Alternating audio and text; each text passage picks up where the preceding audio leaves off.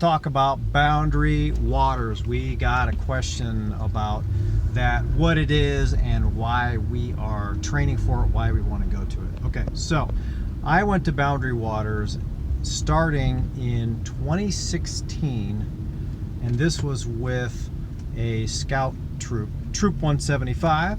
It's an awesome troop, which our boys Sam and Miles were a part of, and I was one of the leaders, and I got to go with them. Here we are at Boundary Waters. This is day one.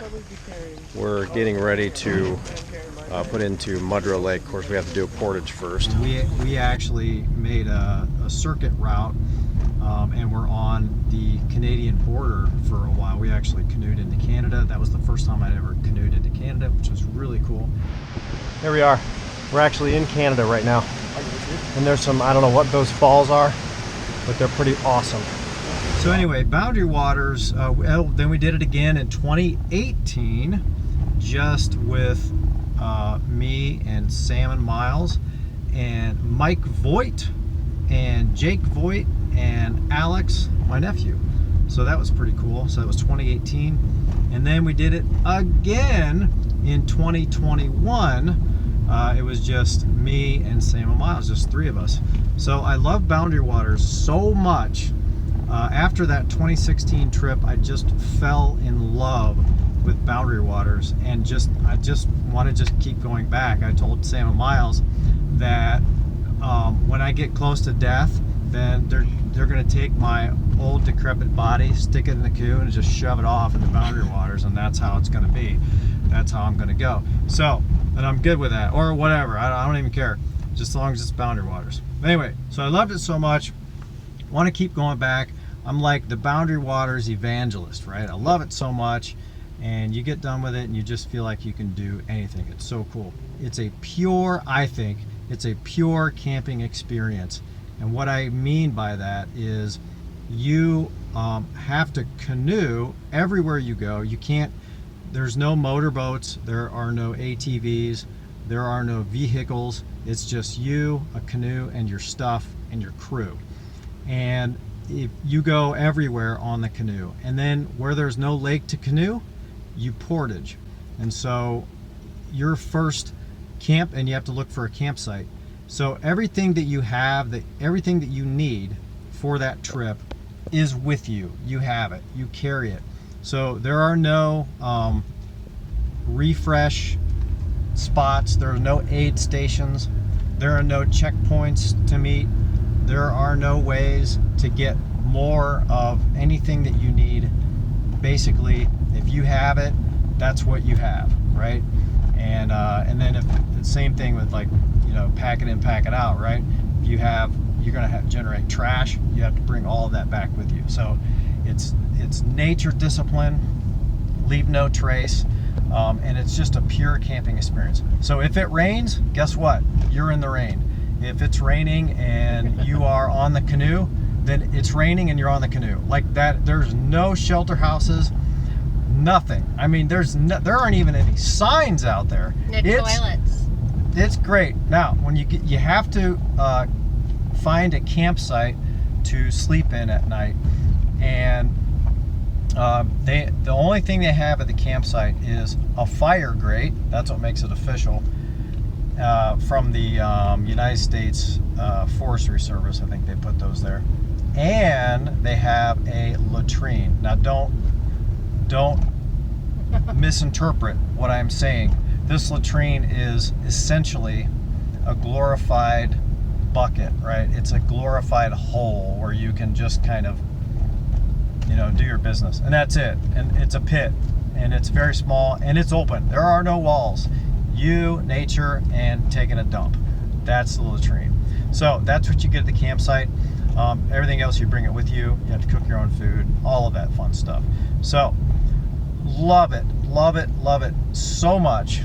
And I highly recommend, and oh, by the way, no internet. There is no data. You can't get any cell coverage. So you absolutely disconnect from society. It's so refreshing. And I highly, highly recommend, if you can do it, if you can do Boundary Waters anytime, at least once in your life, you got to try it. Find somebody that you know that's been there. I've been there. I might even take you. I don't even know.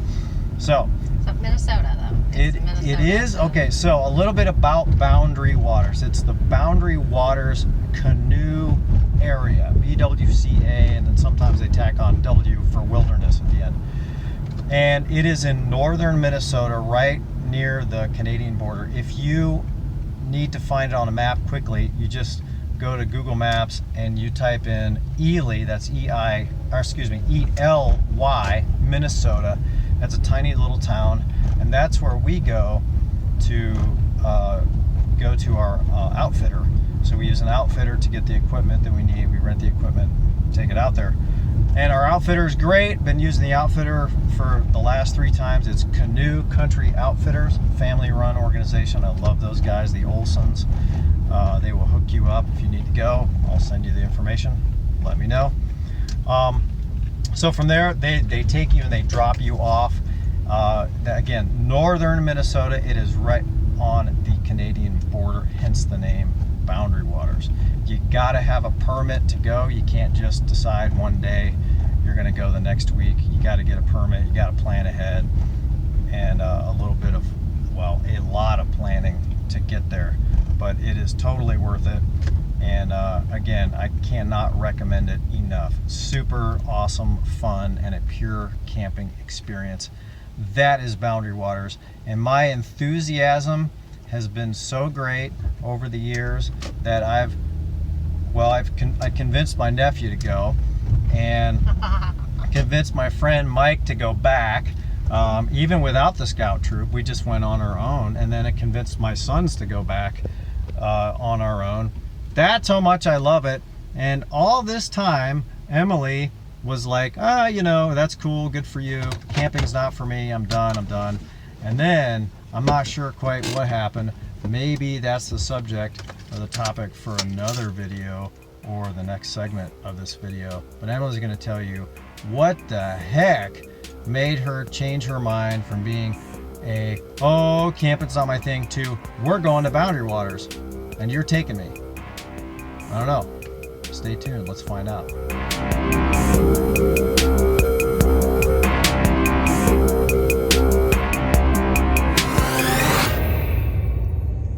July 10th, 7:49 a.m. Central Daylight Time. 2021, the year of our Lord, Anno Domini. We are at Horse Lake on Peninsula Campground. Well, homina, homina, homina. Sam just made the sign of the cross, I think. Probably backwards. It's not right. We just got done eating breakfast, which was a team effort. I made the bacon. Miles made the eggs. Sam's cleaning up. While Miles and I sit on our butts. Get that candy ready. The plan today is to go to Lower Basswood Falls. We're going to actually stay at this campsite, but we're going to take a day trip to Lower Basswood. Maybe drop a line in the water, and we're just counting our luck. Yeah. Maybe look at the... There's fish in the water, we just gotta pull it out. We're all fish millionaires. We just got to go get them. Yeah, exactly. That's exactly like...